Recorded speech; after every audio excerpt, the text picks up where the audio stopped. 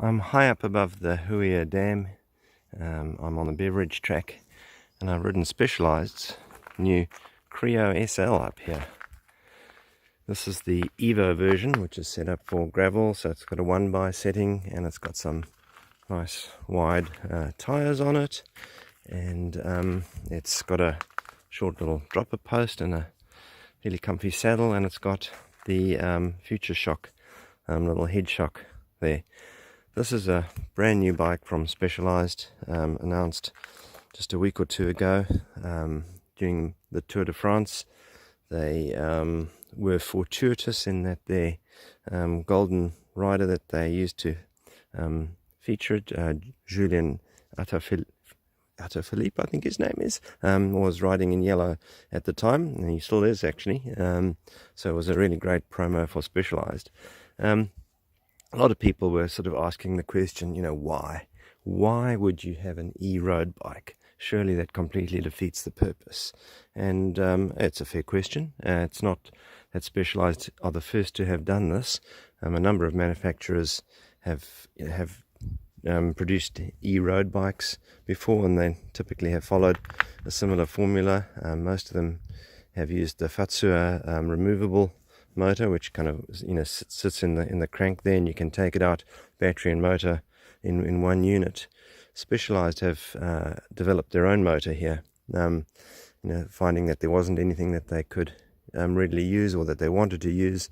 This motor has been an in-house design, taken them 3 years or so to develop, and as you can see, it's a pretty small unit, sitting there as a mid-drive configuration, and the battery sits here in the down tube as you'd expect. It's a very compact configuration. The battery is not removable. It's all one unit, so you'd have to take the motor and everything out to get the battery out. What they've also done is they've produced an auxiliary battery, not available yet, but they'll be available for, I believe, something like $650, and that'll sit here in a bottle cage mount, and it just simply plugs into the charging port down there. So it's not that there's any fancy connectors here or anything like that. It just bolts in there and connects into that charging port. The interesting thing is that by default the bike will drain both batteries simultaneously if you have them both on, but you can also set it up through the Mission Control app to first drain the auxiliary battery and then the main, if that's what you prefer. My first impressions on the bike are just simply, wow. This is, an amazing bike. Even with the motor off, it's the sort of bike that makes you want to stand up and just crank out of the saddle. I've taken it up some hills. I've taken it on some gravel tracks. It is actually amazing. It's hard to say, would I buy one? But, if I had to have just one road bike, you'd say, well, why not? It's light enough in this configuration. It's about 13.5 kilos, I believe. It feels, pretty light. It's not an ultralight road bike, obviously, but it feels light enough, and you simply don't really notice the weight. It handles magnificently. Everything about it is just actually wow. This one also has Di2 shifters, which are superb, and Ultegra disc brakes. They are also, really incredible. It just gives you so much confidence and a feeling of security. It isn't harsh. It doesn't feel heavy. I think it's superbly confident downhill and around corners. It's really, really a nice setup. The motor isn't a super powerful one, and I really respect what Specialized have done here, in that they haven't gone out and said we've got the biggest battery and the biggest motor. They've gone and said, well, we've got exactly the right amount.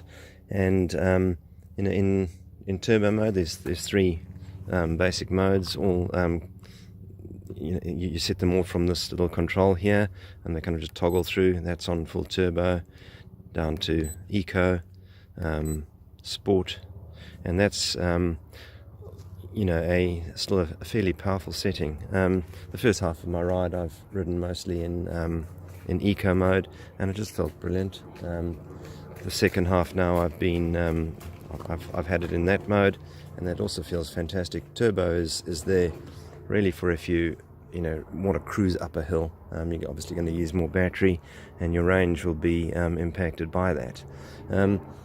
But I'd have to say, there is enough grunt here. It's not doing the riding for you, but that's not the point. If you want that, then well, just get a commuter style bike.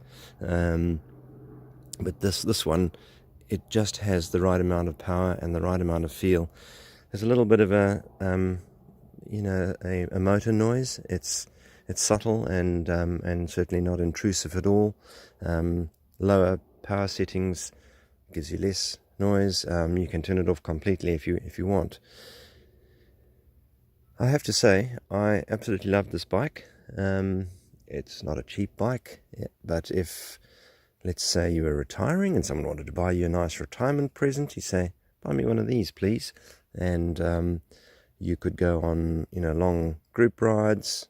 I'd suggest that the range is probably around about 100 k's. I've done 36 so far, and you can see I've still got quite a lot of battery left. I've got more than half, so it's probably 80 to 100 perfectly safely. If you're riding in a bunch, you're going to be putting it in eco mode for sure, and I think you'll get a huge amount of range out of that. If range anxiety is a problem, well, then you can always put on the extra bottle cage battery. That is going to add to your weight, and it's going to cost you $650. But it's something you can do, and it's cleverly been made as an option, so it doesn't weigh the bike down in normal circumstances. This Creo SL is also available in a road configuration, but I think this gravel one is actually the sweet spot, to be perfectly frank. You've got wider tires, more grip, more comfort, and more versatility. And given that you've got a motor, you're not too worried about those few watts of extra drag that the wider tires are going to impart. Presumably Specialized will come out with a aluminium version at some point. This is a high-grade carbon, the Effect Carbon 11, which is really a sort of high modulus carbon. And I imagine that the aluminium one will be significantly cheaper, but it'll obviously come with lesser parts. These ones are Roval carbon wheels with it's a Roval hub on the back and a DT Swiss 350 with a Ultegra Di2 group set with that's the XT to give the bigger range for the 1x setting. Ultegra disc brakes. So it's a fairly top-end build quality on it. My only gripe would be the cranks. These Praxis ones have a bit of a bow outwards. You can see there's been rubbing on that one, and I found particularly on the left pedal my shoes were rubbing a little bit there. So I'm not quite sure why they've gone for those slightly wide ones, because there's enough. There certainly was plenty of clearance to these the chainstays with the heels, so it's not to stop your heels from bashing. So my preference would be to go slightly narrower on those. But otherwise, it is a magnificent bike, and far from saying, what's it for? I say, well, gee, if I could afford this, why wouldn't I?